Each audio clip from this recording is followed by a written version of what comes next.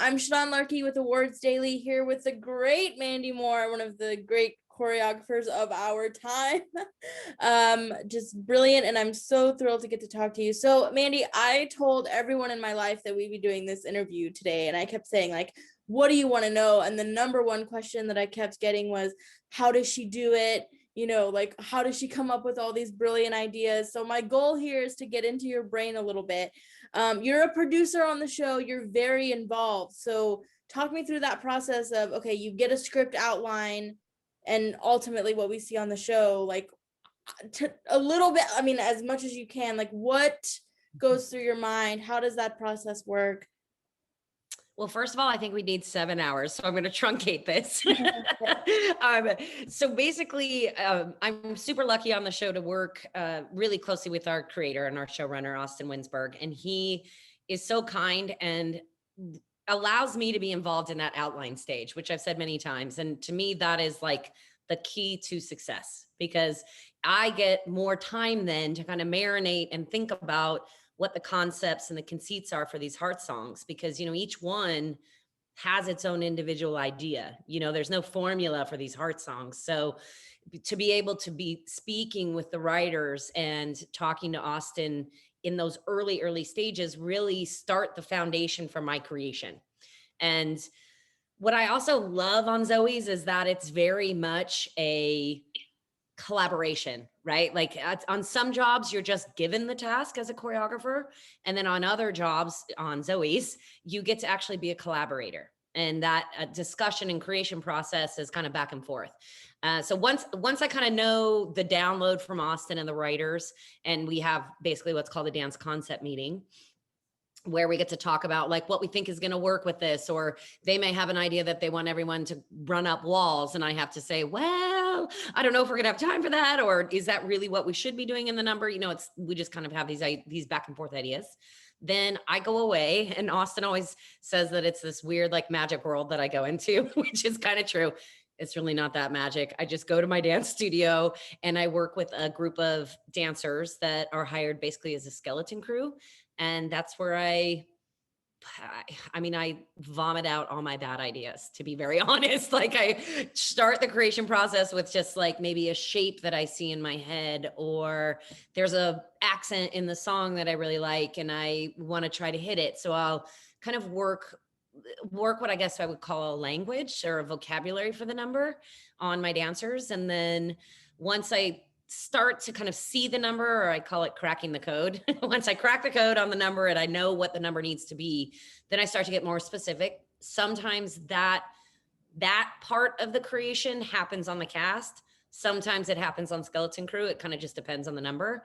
And then once I put up a version of something that I feel comfortable with and feel that does what it was supposed to do, then I'll send it off to the director and to Austin. And then we have, you know, a round of notes, or, you know, or they're like, it's great, go ahead, move forward. And luckily 9 times out of 10, that's what happens. And then I start the process of coaching the cast to get ready for camera, because as I'm sure you understand and know, none of them are really dancers on the show. So a lot of our job is also coaching them to understand the movement, to figure out how to make their bodies do the shapes, right? So that process is different for everybody. Some people, it's only 1 rehearsal. Some people, it's 5 rehearsals.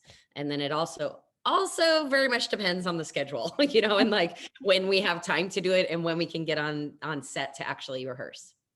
Well, this is what I'm so curious about, because you're in the 2nd season of this show. So a lot of the spaces that you're using, we've already seen. So yeah, you're looking at choreographing like your 3rd or 4th routine that's taken place in Zoe's kitchenette or the Clark kitchen. So then how do you as a choreographer say, okay, I need to recontextualize these spaces that the audience has already seen? Well, first of all, I have a meltdown. No, I'm kidding. Because usually that's what it is too. I'm like, oh my gosh, another number in the Clark house. Like what corner of the Clark house have we not seen?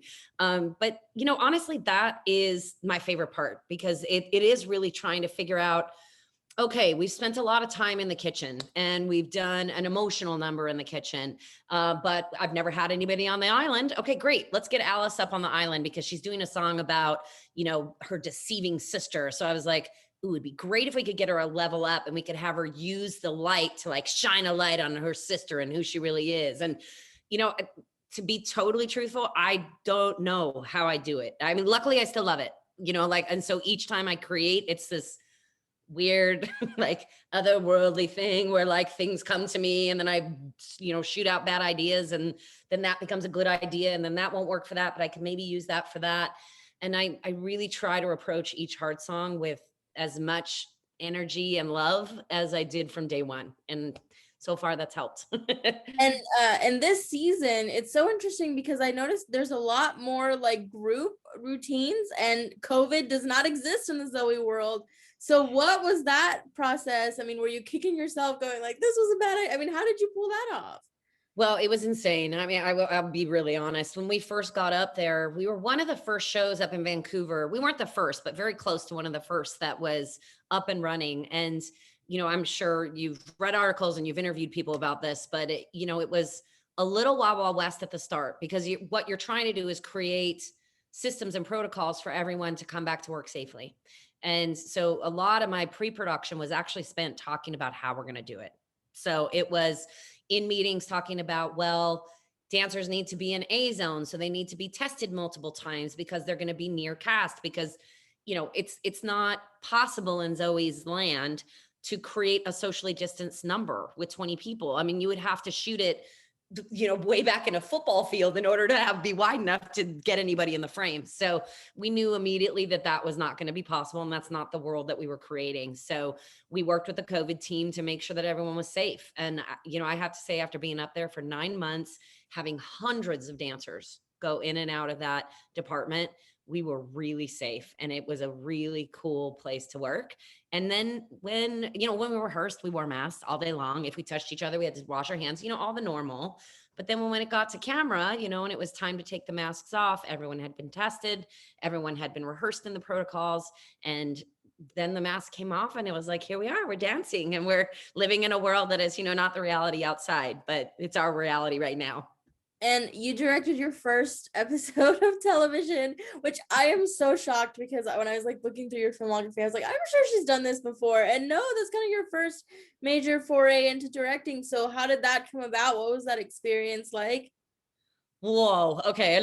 Do we have another 7 hours? No, it was amazing. I was given the opportunity by the producing team and, because they had an episode that was, they hadn't hired a director yet. And my name had been swirling around the team and actually it came up last season. And I think it was just like, okay, no, we're in season 1. I need to concentrate on my department and it's too crazy. But it came up and Austin said, it's time, you're up. And I was like, oh God. And funny enough, it was very seamless. I think because I had no choice, you know, I had no choice to like, you know, sit and mull about it and worry about it. It was just like my day one, I was still shooting episode 10. So I was still working with all the numbers that were in episode 10. Meanwhile, in prep for 11 and trying to create 12 and 13. So it was kind of like I just compartmentalized everything. And I don't think it really hit me until I was on day one of this like shooting. And all the actors walked in and they were just like, okay, what are we doing? And I was like, oh my God, I'm up. This is it, you know, and luckily I had, done a ton of prep because I'm a freak show when it comes to prepping. I just love to prep. And I find that is really where you win or lose in any project is how you prep. And so I felt very, very supported by the team. My crew was amazing, my DP and my AD. And of course the cast was so lovely and elegant. My first scene up was with Bernadette and Mary. Like legends. Like, what are you talking about? I have to tell you, you know, talk to these women about, you know, acting and give them notes and, you know, chat with them through with blocking and stuff. It was insane. It was fun. Oh my goodness. So a couple routines from this season that I wanted to talk to you about specifically. One is the Zoe's Extraordinary Nightmare, that whole sort of nightmare sequence, which I fangirled over on Twitter and whatever several times with you in the past, but like that is one of probably my favorite sequence from the show ever, and one of my favorites that you've done, and I followed your career extensively. So I mean, talk me through that, because the only thing you're using is a bed and like the space around. I mean, it's very contained. It's just Jane. I mean, like, what was the idea behind that? and how did that come about? Well, I think, thank you, first of all. Like I loved that piece too. And I actually think of it as three pieces because it was kind of three dreams and they all had their own separate kind of ideas about them. Um, first of all, it comes from the script, right? So we knew that she was having a nightmare. And the writer, Samantha and Austin, and then the director, John, and I had a ton of meetings, and actually Shasta, our DP, to talk about how we make these feel different than other songs, because obviously it's not a heart song. So it's not in reality, it's in her mind, it's in her dream. And our director, John, is the one who really wanted to play with this kind of like taking the color out and making it a little more black and white and like that really stark lighting. And once they were discussing that look, it really helped me understand the world and the language of the movement, because obviously Jane is an incredible actress, and working and creating with her is literally dream come true because we get to sit and geek out about the heady part of the performance and the creation, because sometimes with dance and it can just be steps, right? But at this point in my career, and luckily because I've been Zoeyed, it's not okay to just do steps anymore for me. So a lot of that creation process with Jane was talking through Zoe's arc in the episode and why she's feeling this. And then obviously we come to find out at the end, she's running from herself and the grief of her father, and she feels trapped in that emotion, not being able to express it. So, Austin wanted these feelings of not being able to get to the front door. When you get to the front door, that the front door represents maybe another place or getting past something. And so he really wanted this idea that the door always like pulled you back to the couch. Obviously, then it was like, okay, Peter or Mitch was at the couch and he was always in that position. And so me trying to find these shapes that are recognizable to our audience. And we know these shapes, we know this person sat in this way, and it was just about kind of picking these little Easter eggs and letting them parallel her emotion and what she was going to be going through, all the while getting to add some cool dance steps and awesome camera movement.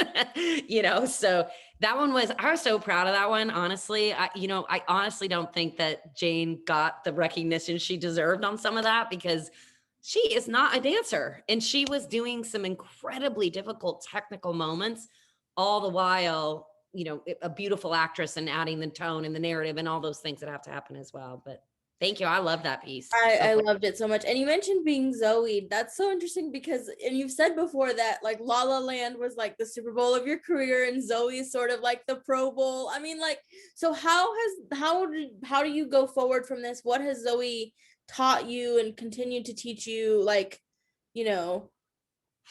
Oh my gosh. Yeah. So much. I think I've learned now at this point in my career, or this chapter in my career, because I really do believe that, life is a book, right? So in your career is like that I'm not the person I was at 20, and I loved the creator I was at 20, but I'm not that in my 40s now. So I love that I can't create unless I know who, what, where, when, why. Like that's really important for me now. And I think that it's changed my work, having to create from a reason as opposed to just and an internal reason, not just an external reason. Believe me, I still love some rhinestones and toe touches and like big epic numbers, but I really learned on Zoe's just the beauty of all bodies moving, all types of bodies, all ages, all levels, and allowing dance to really be an expression of an emotion, not just a performative piece, but an expression. And, I don't think I ever would have learned that if I hadn't been on something that was scripted in this way, that it really is real humans moving in a way, expressing something that is very real. And Zoe's, I think, is a masterclass in sort of contemporary dance and what that can do. I mean, I would say it's moved the culture forward in terms of expressing emotions that we didn't really know could be conveyed through dance. And so like, how is that? I mean, first of all, what are your thoughts on that? And then how do you think that you can continue to sort of push that envelope? Hopefully there's more Zoe to come, and then further in your career. Yeah, well, thank you again. Like I my goal always whenever I'm on a show is to try to make people feel something, right? Because I feel something when I dance and when I create, and it feels selfish to only feel that myself. I want to be able to share that with people. So on something like Zoe's, I I love, and it's not weird for me because I come from the dance world. So it's not weird for me to ask a grown man who's singing a sad song to move in a way that's maybe slightly different than somebody would think, because I come from that world. But to be able to put it on primetime television and have people watch it and not immediately maybe turn off about it, where maybe in another kind of a medium or another kind of a show, you might turn off from that. I I hope that dance continues to do that even more. I mean, I want to do more of it for sure. Like I would love to do more work in film and television that allows dance to be not only relatable, but beautiful, but emotional, and also something that feels epic to people. Cause I also love that. Like I love when dance can in 1 minute of the same number feel like, oh, I could do that. And then it moves into something like, oh, no, I could never do that, but I appreciate it. I think that that's really cool when it can, when it can captivate people, and, I mean, I don't know. Who knows where the heck I'm going from here? I mean, I would love to keep doing Zoe's as long as we'll get to, because I really do think that the audience loves it. Like the fans love it. We love it. Something really special. And before I let you go, Mandy, are there any other sequences that we haven't talked about? One of the other ones that really stood out to me was Alice Lee in a bathroom stall, because again, that was using a stall in a way that I'd never seen before. I mean, what are some other ones that challenged you in that way? I mean, yeah, for sure. The gasoline number, I thought Alice was absolutely incredible. And Jane was amazing in that as well. I mean, I wish you could have done a side by side of only watching Alice and then only watching Jane. It was unfortunate you had to kind of pick one or the other in the edit, but I loved that number. A funny number to kind of crack the code on was Starships with Jane, when she does the drugs with like or with Felix and and Noah.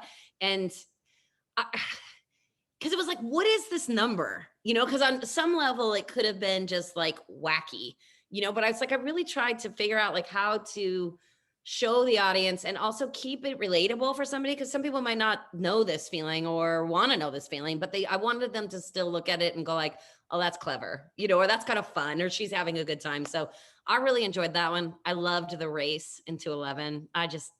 That's totally up my alley. I love doing big production numbers like that. And probably my next favorite was Unwell into 11 with David St. Louis. Great. Yeah.